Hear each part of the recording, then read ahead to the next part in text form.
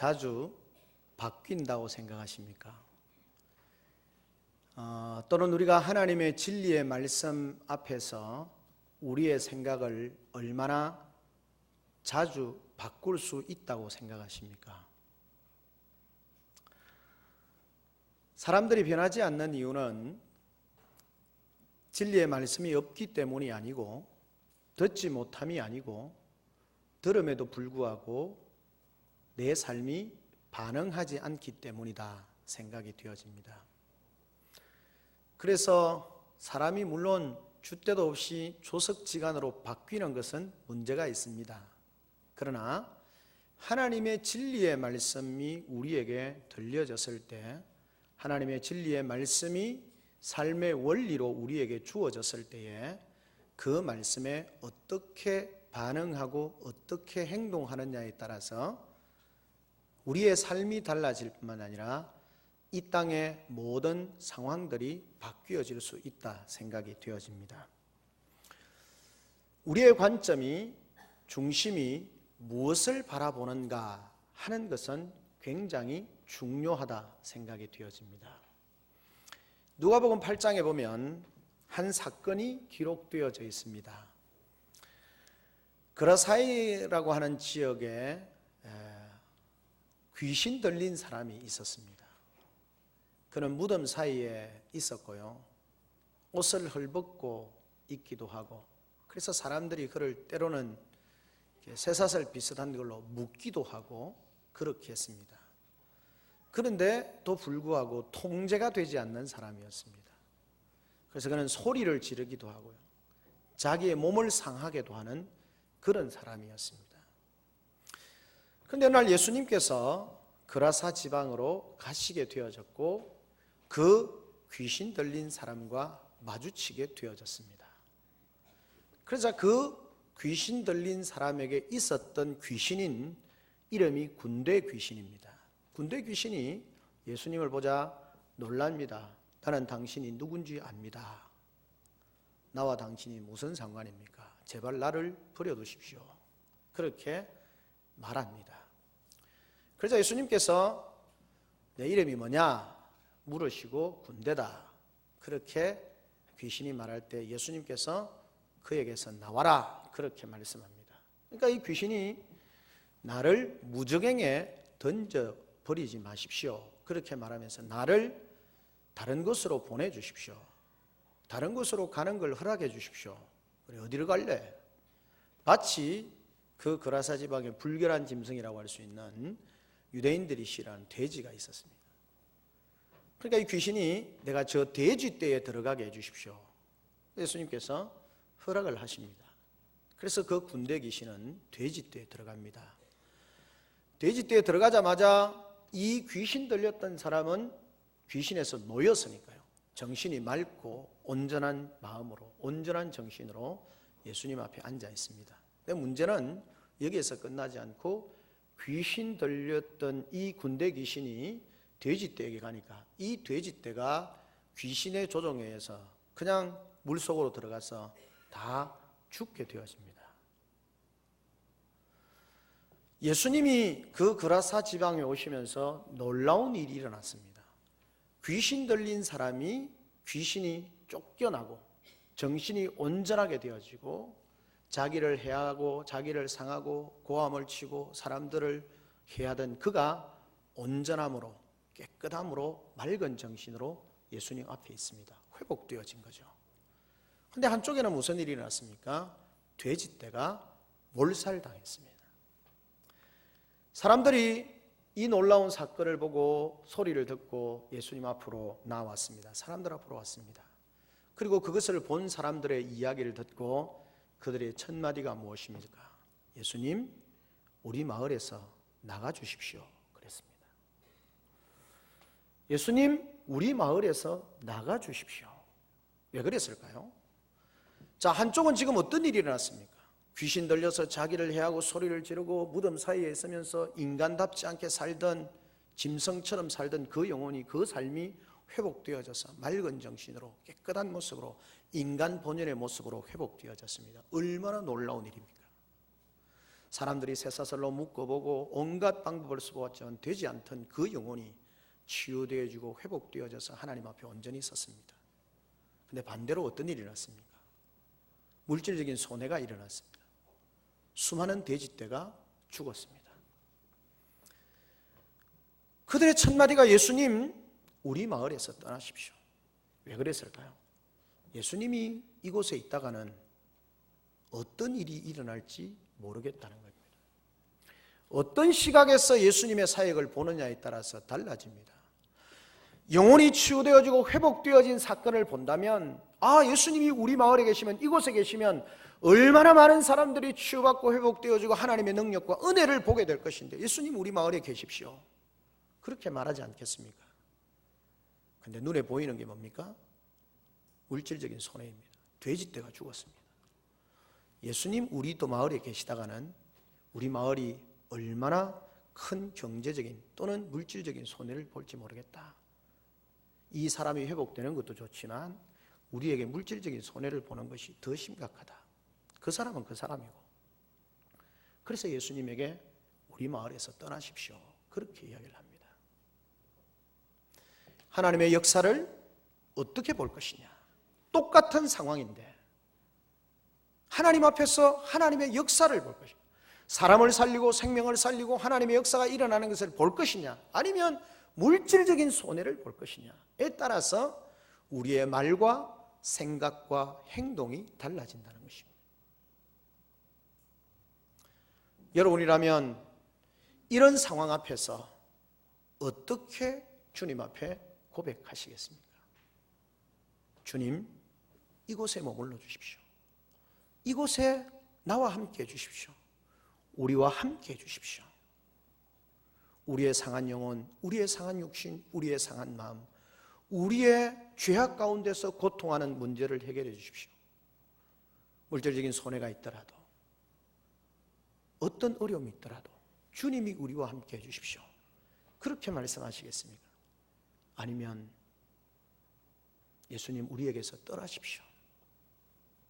제가 예수 믿었더니 좀 위로는 받는 것 같은데, 그냥 직장 생활하는 거, 사업하는 거, 주일도 지켜야 되고 이것도 해야 되고 저것도 해야 되고, 차라리 예수 안 믿는 게 낫겠다, 그렇게 혹 생각하시는 분은 없으십니까? 우리가 무엇을 중요하게 생각하느냐에 따라서 우리의 삶이 달라진다는 사실을 기억해야 합니다. 예수님의 말씀, 예수님이 나와 함께 하심이 정말 기쁘고 즐겁고 행복한 삶이라면 그것으로 인해서 때로는 물질적인 손해나 어려움이 있다 할지라도 주님을 온전히 붙잡고 주님과 함께 살겠습니다, 이런 마음이 있어야 하는 것입니다. 오늘 본문의 말씀도 약간의 경제적인 면이라는 측면과는 또 다르지만 비슷한 내용이 우리에게 주어졌습니다. 예수님께서 십자가에서 죽으시고 부활하시고 성천하시면서 제자들에게 말씀하셨습니다. 너희는 예루살렘을 떠나지 말고 아버지의 약속하신 것을 기다리라 그랬습니다. 무엇이었습니까? 성령 임하심이죠. 그래서 그들이 감람산에서 돌아와서 매일 모여서 기도했습니다. 오순절날 성령이 그들 가운데 임하셨습니다. 정말 성령의 충만한 은혜를 경험했습니다. 난곳 방언으로 하나님의 일을 전했습니다. 예루살렘 교회가 형성이 되어지고 놀라운 복음의 역사가 일어났습니다. 그런데 예수님께서 말씀하신 것이 있습니다. 무엇입니까? 성령이 너희에게 임하시면 너희가 권능을 받고 예루살렘과 온 유대와 사마리아와 땅끝까지 이르러 내 증인이 되리라. 너희들이 내 말을 가지고 내가 너희를 위해서 행하신, 이 땅을 위해서 행하신 그 복음을 전하고 모든 곳에 가서 복음을 전하고 예루살렘, 유대, 사마리아, 너희들이 싫어하는 사마리아, 그리고 땅끝까지 이방인에게까지 가서라도 복음을 전하라 말씀을 하셨습니다.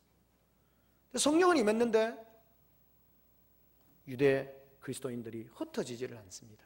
복음을 전하지 않습니다. 땅끝까지 가지 않습니다. 주님이 어떻게 하십니까? 그들에게 고난을 주십니다. 자발적으로 가지 않으면 타에 의해서 고난을 통해서라도 하나님은 흩어집니다. 그래서 예루살렘 교회가 핍박이 있게 되어지고 사람들이 흩어집니다. 그런데 여러분, 흩어지면서 도망가면서 사마리아에게 복음을 전했는데 웬일입니까? 사마리아 사람들이 복음을 듣습니다. 예수님을 믿겠다는 겁니다. 빌립이 내려가다가 에티오피아 내시를 만났습니다. 그에게 복음을 전합니다. 놀랍게 그가 예수 그리스도를 구주로 영접하고 세례를 받습니다. 곳곳에 놀라운 복음의 역사가 일어납니다. 그런데도 불구하고 아직 제자들과 유대인들이 이 주님의 복음인 땅끝까지 복음을 전하는 이방인에게까지 가서 복음을 전하는 일이 어떻게 해야 되는지, 또 그것을 해야 하는지 마음의 결단이 잘 서지 않습니다. 복음 전거의 사명을 제자들에게 주셨는데 제자들에게 막혀 있습니다. 왜요? 그들의 생각이 바뀌지 않으니까, 그들의 가치 기준이 바뀌지 않으니까, 복음에 대한, 유대인에 대한, 이방인에 대한 생각이 바뀌지 않으니까 복음이 그곳에 막혀 있습니다. 그래서 하나님이 어떻게 하십니까? 놀라운 역사를 이루십니다. 그래서 예수 그리스도를 핍박하던 사울이라고 하는 사람을 불러서 친히 만나 주셔서 그를 변화시키십니다. 내가 너로 이방의 사도로 삼겠다. 그렇게 해서 바울이 예수 그리스도를 핍박하던 상황에서 예수 그리스도를 증거하는 자로 바뀌게 되어집니다.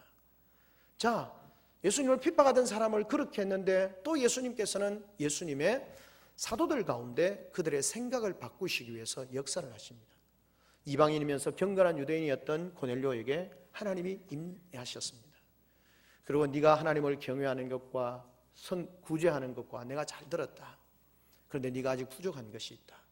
요빠에 가서 베드로라고 하는 사람이 있는데 그를 청해다가 말씀을 들으라. 너에게 구원의 말씀을 전할 거다. 그렇게 말씀하셨습니다. 그런 가운데 동시에 하나님께서 베드로에게 역사하셨습니다. 베드로가 정오쯤 요빠 시몬의 집에서 옥상에서 정오 기도하는 시간에 하나님이 환상을 보여주십니다. 비몽사몽간의 환상을 봅니다. 보자기에 무엇이 내려옵니다. 근데 거기 보니까 무슨 그릇이 있는데 이 레위기 11장에 나오는 어쩌면 네발 짐승 뭐 이런 등등 베드로가 반응한 걸 볼 때 부정한 짐승인 것 같습니다. 소리가 나서 말합니다. 받아 먹어라.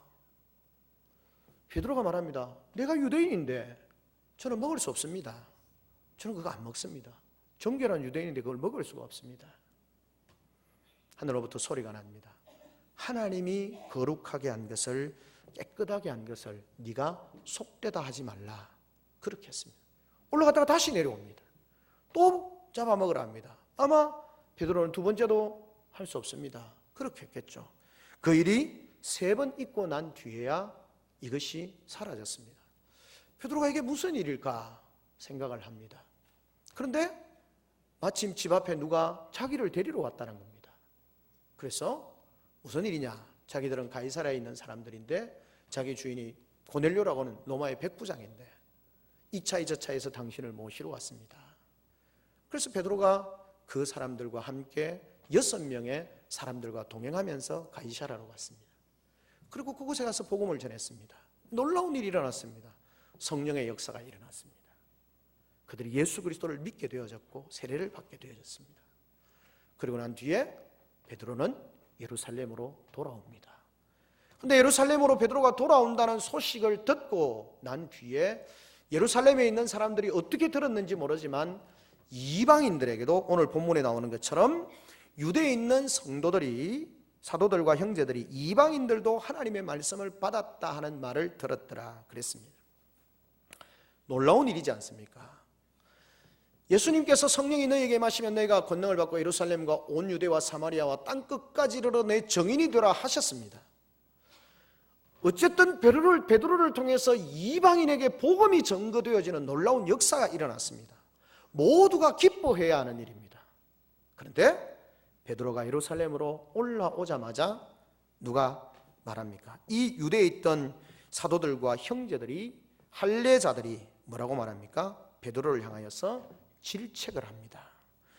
2절에 보면 베드로가 예루살렘에 올라왔을 때 할례자들이 비난하여 3절에 이르되 네가 무할례자의 집에 들어가서 함께 먹었다 하니, 하나님께서 역사하셔서 그들이 하나님의 말씀을 듣고 구원을 받고 예수 그리스도 이름으로 세례를 받고 생명을 얻었다는 그 사실과 지금 베드로가 이방인과 함께 있었다는 것, 어느 것이 중요합니까? 하나님의 말씀이 성취가 되어지고 영혼이 구원 얻고 이방인이 생명을 얻었다는데, 그것보다도 베드로가 이방인과 함께, 무할례자와 함께 거하면서 먹었다는 것이 그들에게는 더 충격적이라는 거예요. 이들이 누구입니까?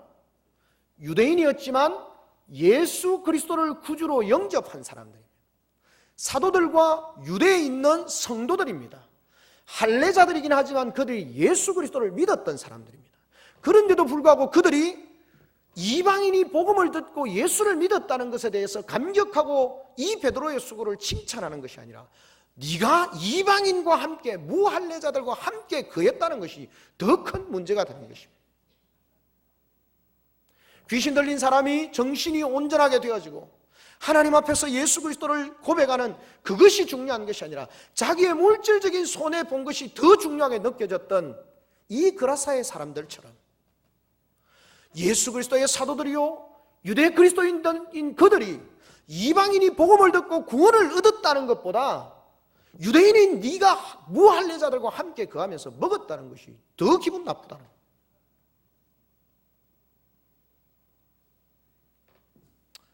성도들입니다.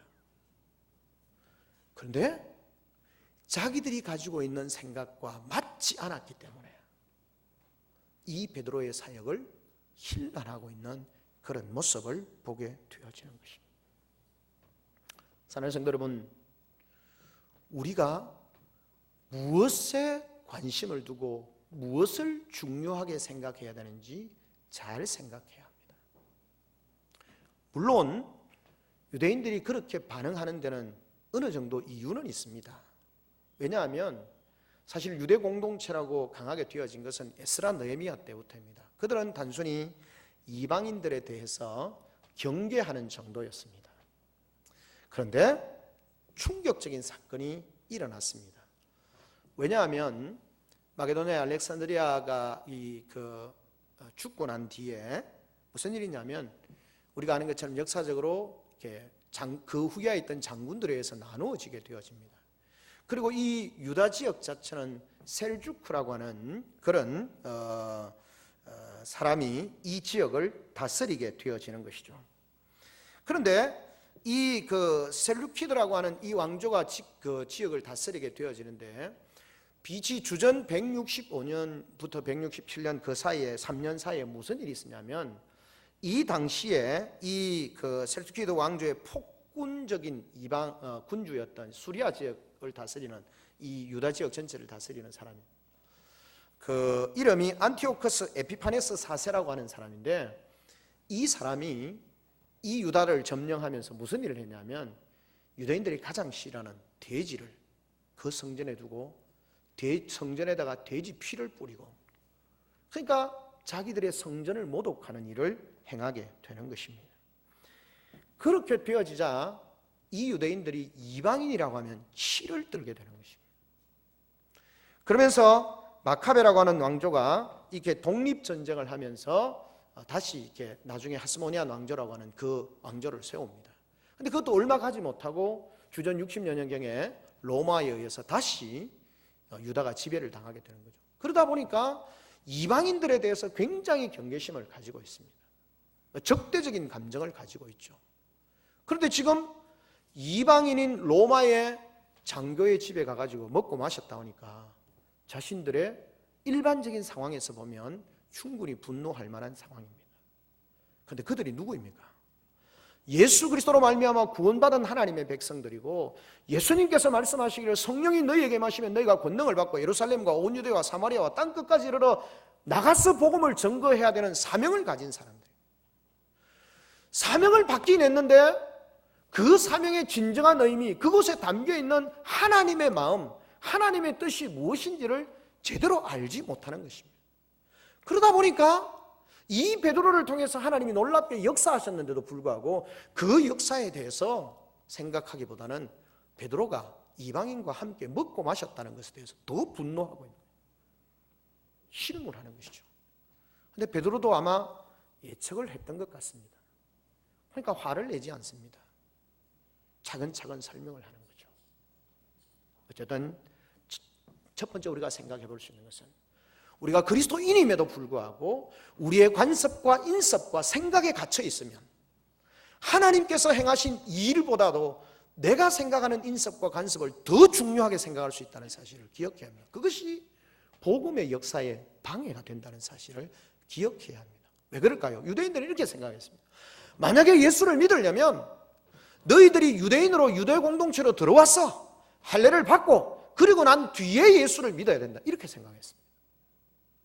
자기들의 논리 방식이죠. 유대인들이 가지고 있는, 내가 예수를 믿었는데 내가 예수를 이렇게 믿었기 때문에 너희도 예수를 그렇게 믿어야 돼, 그렇게 생각을 하고 있는 것이고, 자기들의 관념에 갇혀 있는 거죠. 인습에 갇혀 있습니다. 그래서 그렇게 하지 않는 건 예수 믿는 거 아니다고 생각합니다. 그래서 베드로가 복음을 전해서 그들이 하나님의 말씀을 듣고 예수를 믿었다는 것에 대해서 마음에 흡족하지 않는 정도가 아니라 그거 정말 믿어도 되나? 그렇게 생각하는 정도였습니다. 그러다 보니까 베드로를 힐문하는 거죠. 우리의 신앙이 우리의 생각에 갇혀 있으면, 우리의 전통과 인습에 갇혀 있으면 하나님의 역사를 볼 수 없고 하나님의 역사에 방해가 될 수 있다는 사실을 기억해야 합니다. 그래서 지금 하나님은 이런 사도들과 유대 그리스도인들의 생각을 바꾸시기 위해서 수고스럽지만 베드로를 통해서 하나님이 역사하시는 겁니다. 그래서 베드로가 힐문하는 그들을 향하여서 어떻게 말합니까? 기다려봐라, 내 말 들어봐라, 그렇게 이야기를 합니다. 내 말 잘 들어봐라. 내가 거기 간 거 내 마음대로 간 것 아니야. 하나님의 성령의 인도하심을 따라서 갔다라고 그렇게 말합니다. 왜 그렇게 말합니까? 앞에서 쭉 이야기한 것처럼 요바에서 자기가 기도하고 있을 때 환상을 보게 되어졌고, 하나님께서 내가 하나님이 깨끗하게 하신 것을 네가 부정하다 하지 말라, 그렇게 말씀하시고, 속되다 하지 말라, 그렇게 말씀하시고 고민하고 있는데 사람이 왔더라. 그래서 내가 어떻게 해야 되나 그러고 있는데 성령께서, 오늘 본문에 나오는 것처럼 성령께서 말씀하시기를 내게 명하사 아무 의심하지 말고 가라, 그렇게 말씀하셨다. 내가 이방인의 집에 들어간 것 내 마음대로 들어간 거 아니다. 나도 유대인이고 너희들이 말하는 것처럼 알고 있다. 그런데 하나님의 성령이 그곳으로 인도하셨다. 그래서 하나님의 성령의 인도하심을 따라 그곳에 갔다. 근데 그 사람들이 왜 나를 불렀는지 자세히 설명해 주었다. 그래서 나는 주님의 말씀을 그들에게 전했다. 이 예수 그리스도의 복음을 전했다. 그런데 놀라운 일이 일어났다. 무슨 일이 있느냐? 14절에 그가 너와 내 온 집이 구원받을 만한 이름을 내게 하리라함을 보았다 하거늘 내가 말을 시작할 때에 그들에게 성령이 그들에게 임하시기를, 내가 말을 시작할 때 하나님의 성령이 그들에게 임했다 그랬습니다. 전주의 말씀을 하면서 우리가 말씀을 들을 때 성령이 임하는 거죠. 성령은 다양하게 임하십니다. 그래서 베드로가 말씀을 전할 때 성령이 임했다. 그런데 우리에게 하신 것처럼 그렇게 성령이 임했는데 내가 그때 생각이 났다. 뭐가? 세례 요한이 하는 말이 생각이 났다. 무슨 말이냐? 요한은 물로 세례를 주거니와 몇 날이 못 되어 성령으로 세례를 받게 될 것이다 라고 하는 말씀이 생각났다는 겁니다. 지금 이방인인 고넬료와 이 사람들은 물 세례를 받지 않았습니다. 유대인들처럼, 유대인으로서 예수 믿었던 사람들처럼 세례 요한이나 사람들을 통해서 물 세례를 받지 않았습니다. 그런데 이들이 성령의 세례를 먼저 받는 겁니다. 그래서 베드로의 생각에 기억난 것이 나는 물로 세례를 주지만 몇 날이 못 되어서 성령으로 너에게 세례를 줄 것이다 하신 것을 내가 생각이 났다. 그렇게 말하면서 뭐라 말합니까? 그런즉 하나님께서 이 일을 행하셨는데 내가 어떻게 막을 수 있겠느냐? 베드로가 말하기를 17절에 우리가 주 예수 그리스도를 믿을 때에 주신 것과 같은 선물을 그들에게도 주셨으니 내가 누구이기에 하나님의 능력을 막겠느냐? 하나님께서 베드로를 통하여서 사도들과 베드로에게 가장 먼저 하나님의 마음을 알게 하셨고, 그리고 사도들과 유대 그리스도인들에게 하나님의 마음을 알게 하시는 겁니다. 하나님의 마음이 무엇입니까? 모든 사람들이 구원을 얻기를 원하고 너희들이 무시하고 멸시하는 이방인이라 할지라도 그들도 구원받기를 원하는 것이 하나님의 마음이라는 사실을 분명하게 보여주시는 겁니다. 유대인들은 그들을 무시했습니다. 이방인에게 복음을 어떻게 전해야 되는지, 복음을 전해야 되는지, 여기 표현대로 하면 이방인과 함께 거할 수도 없는데 어떻게 복음을 전할 수 있는지. 그런데 하나님은 말씀합니다. 하나님의 마음이 뭐냐? 하나님의 마음이 뭐냐? 그것은 이방인이라 할지라도 동일하게 예수를 믿고, 이방인이라 할지라도 동일하게 예수 그리스도의 복음을 듣고 영생을 얻고 생명을 얻고 하나님 나라의 유업을 받게 되는 것, 그것이 하나님의 마음이라는 것입니다. 그것을 하나님은 베드로에게 이 놀라운 환상을 통해서 보여주셨고, 고넬료의 집에서 일어나는 놀라운 성령의 역사를 통해서 베드로에게 알게 하셨고, 그 베드로의 신앙 고백과 간증을 통하여서 유대의 사도들과 모든 유대 그리스도인들에게 하나님의 마음을 알게 하시는 겁니다.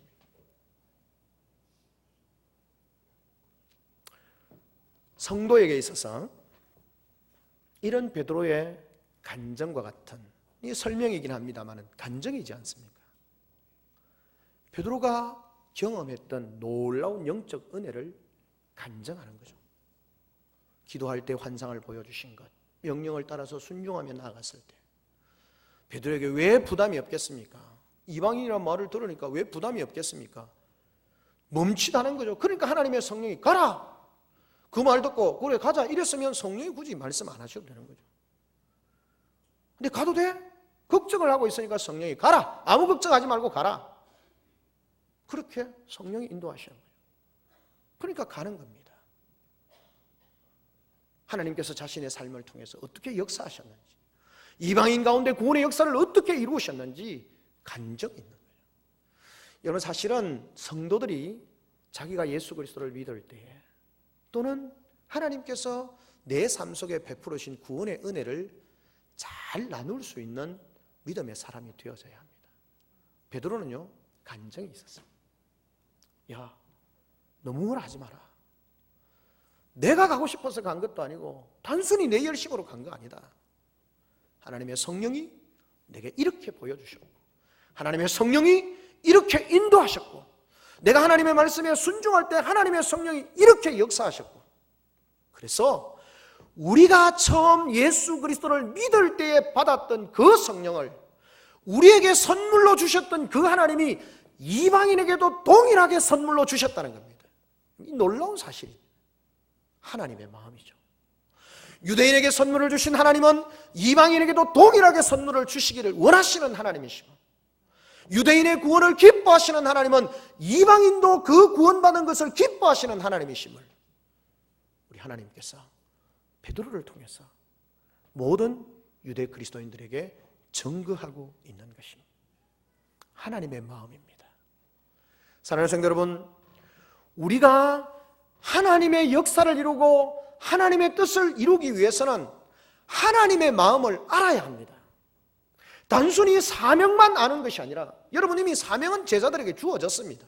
성령이 너희에게 임하시면 너희가 권능을 받고 예루살렘과 온 유대와 사마리아와 땅끝까지 이르러 내 증인이 되라. 너희들을 세우신 그 자리에서 복음을 전가하고 복음 전거의 삶을 살아서 영혼을 구하라고 생명을 살리고 그 땅을 치유하는 사명을 감당해라. 그건 주님의 사명이었습니다. 사명이 주어졌는데 미직미직하고 있습니다. 어떻게 가야 하는지, 정말 해야 하는지, 어떻게 감당할 수 있을지 머뭇머뭇거리고 있습니다. 그런 그들을 향하여서 하나님이 베드로에게 알게 하셨고요, 베드로를 통해서 모든 사람들에게 알게 하시는 것이 뭡니까? 주님의 마음입니다. 주님의 마음, 하나님의 마음. 내가 진짜 원하는 것은 그들 모두가 구원받게 되는 것이고, 그들이 예수 믿고 하나님의 생명을 누리게 되는 것이고, 하나님 나라를 유업으로 받게 되는 것이고, 그들의 인생이 행복해지는 것이고, 그들의 인생이 축복을 받는 것이다. 그게 하나님의 마음이었습니다. 하나님의 마음을 알면 알수록 주님이 내게 주신 사명을 감당하고자 하는 열망이 생기는 거죠. 저와 여러분에게는 사명이 주어졌습니다. 그런데 우리는 얼마나 하나님의 마음을 알고 있습니까? 하나님의 간절한 마음을 알고 있습니까? 이 땅과 이 민족을 향한 하나님의 마음을 알고 있습니까? 내 옆집에 있는, 내 집 옆에 있는 그 영혼들에 대한 마음, 하나님의 마음을 얼마나 알고 있습니까? 저 사람은 안 돼? 저 사람은 별로 안 친하니까? 저 사람 내하고 별로 사이가 안 좋으니까? 그것이 여러분의 마음입니까? 근데 하나님 뭐라고 말씀합니까? 이방인, 너희들이 무시하는 사람, 너희들을 괴롭히는 사람이라고 생각하는 그 이방인조차도 내가 구원 얻기를 원하고, 그래서 내가 그들에게 성령의 부어심을 통해서 그들도 구원받게 되기를 원하는 것이 주님의 마음이다, 하나님의 마음이다 말씀하고 계시는 겁니다. 성령께서 베드로에게 하나님의 마음을 전달하셨고, 하나님의 마음을 깨달은 이 베드로는 성령의 도우심 가운데 모든 사람들, 유대 사도들과 유대 그리스도인들에게 하나님의 마음을 전달하는 것입니다.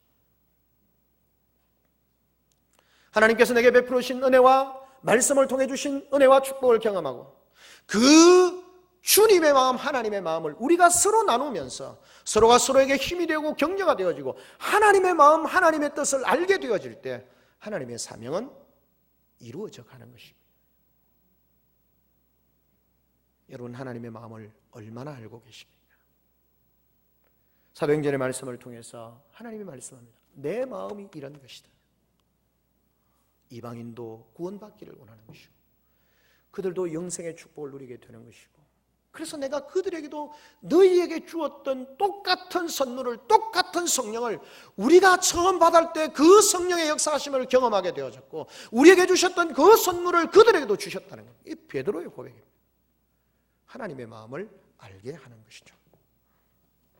우리 모두가 하나님의 마음을 아는 자들이 되어져야 되고, 하나님의 마음을 알게 되어질 때에 아직 그것을 알지 못하는 사람들에게 하나님의 마음을 함께 나누면서, 하나님이 우리 자신을 통해서, 우리 가정, 우리 교회를 통해서 하나님이 이루시고자 하는 그 아름다운 마음, 열정을 우리가 깨닫게 되어질 때 우리 모두는 힘을 내어서 주님의 뜻을 이루어갈 줄로 믿는 것입니다.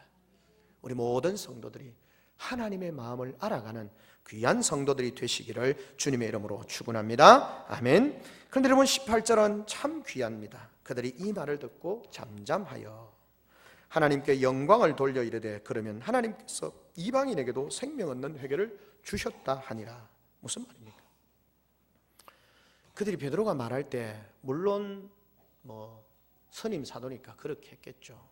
가장 앞서 섬기는 수제자였으니까요. 근데 그들이, 베드로가 하는 말이 사실은 앞에 그들이 힐문하고 힐난하는 것처럼, 비난한 것처럼 쉽지 않은 이야기였습니다. 그런데도 불구하고 어떻게 합니까? 베드로의 말을 끝까지 듣습니다. 저도 잘 안 되는 부분, 우리가 논쟁을 아니면 토의를 하다 보면 내 마음에 안 들어가고 내하고 생각이 다르면 자꾸 이야기를 빨리 하고 싶은 마음이 듭니다. 그런데 베드로는, 이 유대 크리스찬들은 어떻게 합니까? 끝까지 듣습니다. 그리고 난 뒤에 그들이 공감을 합니다. 그렇구나. 하나님이 역사하셨구나. 네 마음대로 간 게 아니고 하나님이 역사하셨고 하나님의 인도하심을 따라갔구나.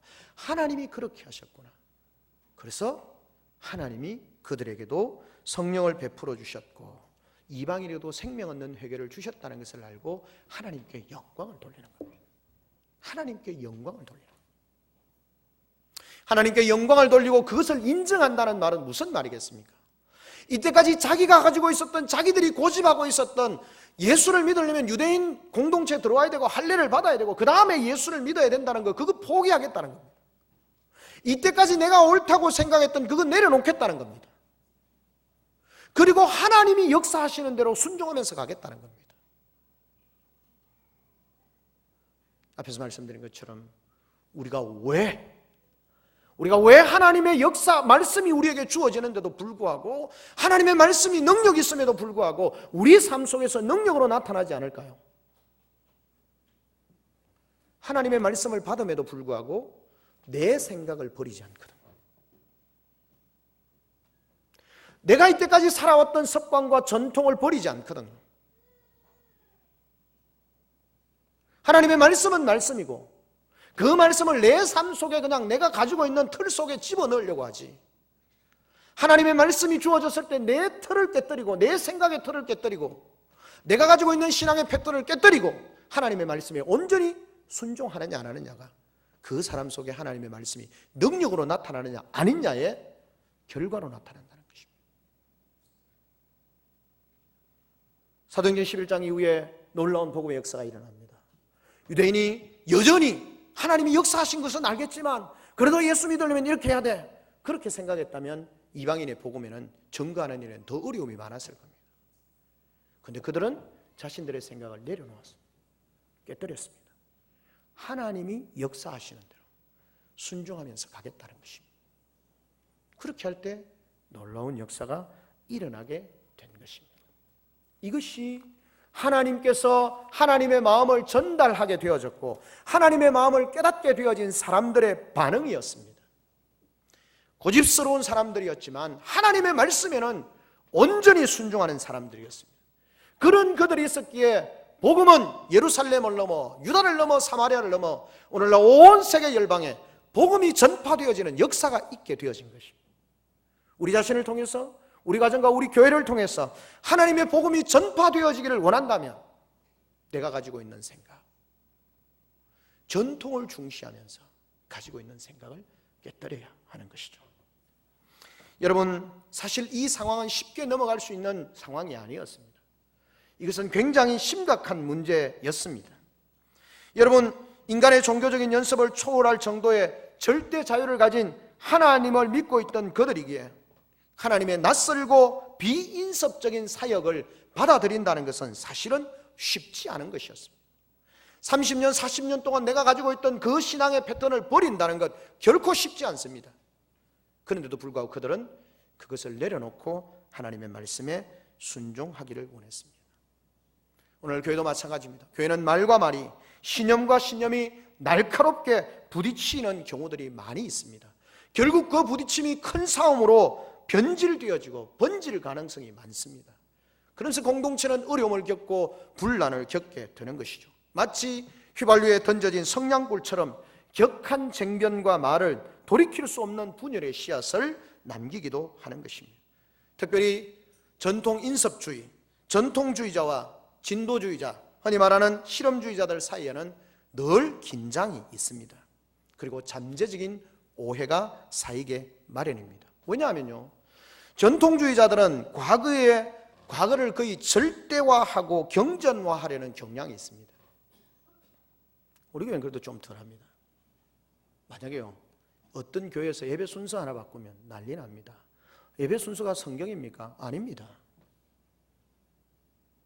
제 아는 친구 목사님은 함께 고민하며 기도해서 직장 생활하면서 수요일 날 하기가 어렵다. 차라리 뒤로 밀자. 그렇게 해서 그 교회는 금요일 날 저녁에 그건 구역 모임, 기도회 같이 합니다. 그리고 그 교회는 수요일가 없습니다. 그게 잘했다는 것이 아니고 바꿀 수 있습니다. 수요 기도회가 성경적인 거 아닙니다. 성경적이지 않다는 말, 성경이 기록된 거 아닙니다. 교회의 필요를 따라서 수요일 날 하는 것이죠. 그런데 마치 그걸 바꾸면 성경을 위배하는 것처럼 내려오면서 전통이 되어져서 그 전통이 마치 성경처럼 경전화되어지는 것처럼 캐톨릭의 로만 캐톨릭의 로마 교회의 전통적 판례가 성경의 수준에 이르는 것처럼 그렇게 생각하는 경향이 아닙니다. 전통주의자들은 과거를 절대화하면서 경전화하려는 경향이 있습니다. 반대로 진보주의 실험주의자들은 어떻습니까? 타당한 권위와 과거의 타당한 권위와 교훈마저도 가볍게 여깁니다. 무시합니다. 그리고 지금 눈앞에 보이는 새 일에만 강조하려고 합니다. 이럴 경우에 양쪽의 입장이 부딪히면 분쟁이 일어나는 거죠. 가만히 들여다보면 둘 다 가능한 일입니다. 그런데 마치 그것을 절대 포기하면 안 되는 것처럼 싸웁니다. 여러분, 하나님 앞에 겸손하게 엎드리고 자신의 입장을 내려놓아야 합니다. 그리고 하나님께서 우리에게 정말 보여주시는 대로 기도하면서 고민하면서 말씀을 따라서 그렇게 행해가면 되는 것입니다. 베드로와 이 유대 지도자들과 유대 종교 할례자들의 사이에 큰 문제가 될 수 있는 것이었는데 베드로는 화내지 않고 차근차근 감정을 통해서 설명을 하고 유대 지도자들과 그 할례자들은 차근차근히 하나님의 역사를 듣고 이것이 하나님의 역사였구나 공감하면서 어느 한쪽도 주장하지 않고 정말 하나님의 인도하심이 무엇인지 하나님의 마음을 알게 되어졌을 때 마음이 합해지고 하나님의 놀라운 역사가 일어났다는 사실을 성경이 우리에게 보여주고 있는 것입니다. 말씀을 정리합니다. 하나님은 지금도 우리 모든 성도들이 하나님의 마음을 알게 되기를 원합니다. 하나님의 마음을 알게 되어질 때에 하나님의 역사는 이루어지고 하나님이 우리에게 주신 사명은 더 힘있게 감당해내고 열매 맺는 사명이 될 것입니다. 오늘 우리에게 주신 말씀처럼 우리의 관섭, 더 중요한 것이 무엇인지를 알고 관섭이 아니라 영혼이 구원을 얻고 생명을 얻고 그들이 하나님 앞에 섰다는 사실을 더 귀히 더 중요하게 생각하시는 저와 여러분의 우리 모든 금호교회 성도들이 되어져서 하나님께서 우리를 통해서 이 구미 땅 가운데서 복음의 역사를 일으키고 생명을 일으키고 하나님의 능력을 나타내 보이는 아름다운 도구로 사용하여 주시는 그런 은혜와 복이 있기를 주님의 이름으로 축원합니다. 아멘. 하나님 아버지 은혜를 감사합니다. 주신 말씀 나누었습니다. 잘못 전화가 됐으면 제가 하시고 하나님의 말씀만 사랑하는 성도들 가운데 살아 역사하게 하여 주시옵소서. 감사하며 예수 그리스도의 이름으로 기도드리옵나이다. 아멘.